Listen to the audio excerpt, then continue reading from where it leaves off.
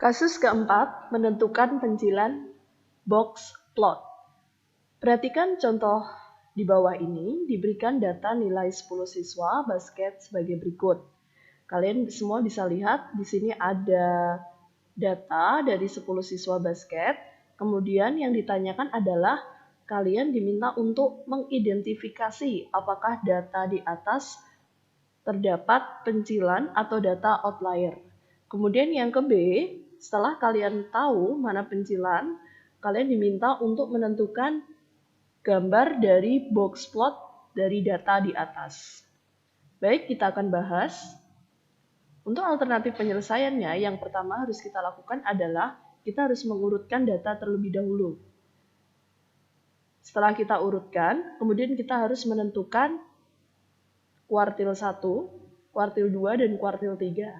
Nah, kita menentukannya kuartil 2 terlebih dahulu ya.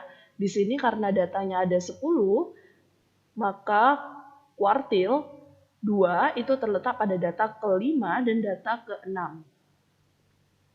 Sehingga kuartilnya didapat 7 ditambah dengan 8 itu adalah 7,5. Kemudian kita akan menentukan Q1 dan Q2-nya. Untuk menentukan Q1 dan Q2, kalian bisa lihat di sini saya akan bagi menjadi data kiri dan data kanan, di mana data kiri ini adalah 2, 5, 6, 7, dan 7, ya, karena batasnya di sini. Kemudian kita akan menentukan Q1-nya, pertengahannya mana, tengah-tengahnya adalah di 6. Sehingga Q1-nya itu adalah 6.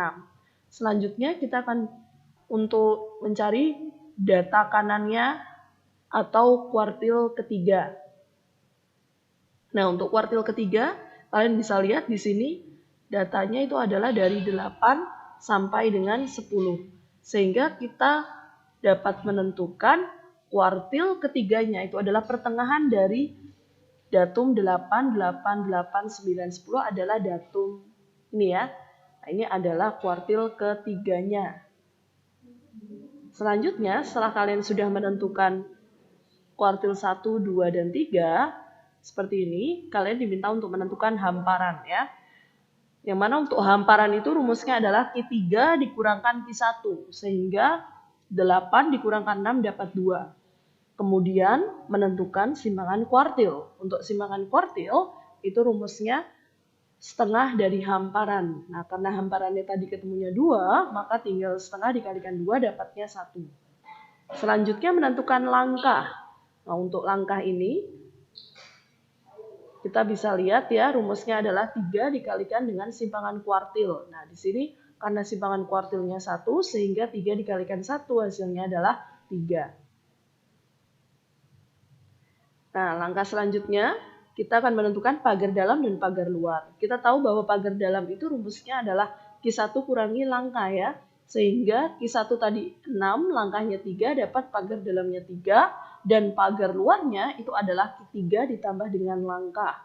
Sehingga 8 ditambah dengan 3. Hasilnya adalah 11.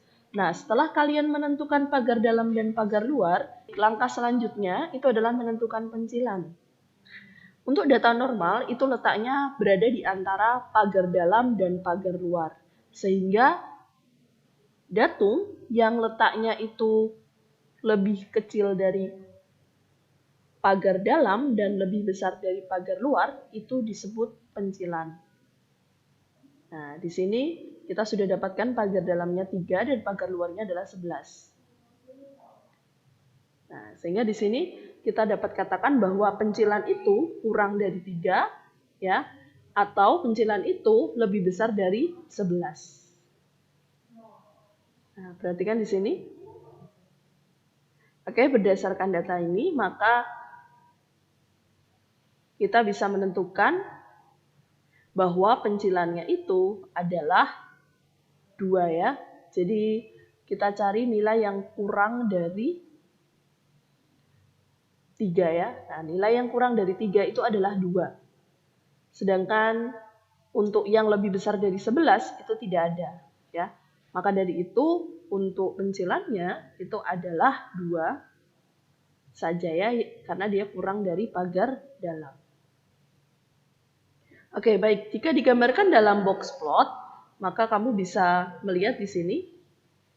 Yang pertama, perhatikan di sini kita harus menyajikan dulu pagar dalamnya adalah 3, pagar luarnya tadi 11, kemudian di sini ada Q1-nya 6, kemudian kuartil keduanya itu adalah 7,5, dan yang terakhir kuartil ketiganya itu adalah 8. Nah, kalian sajikan dulu seperti ini. Setelah itu kita sajikan datum-datum yang belum ada. Nah, ini adalah datum-datum yang belum ada ya. Nah, di sini kalian bisa melihat persebarannya ya.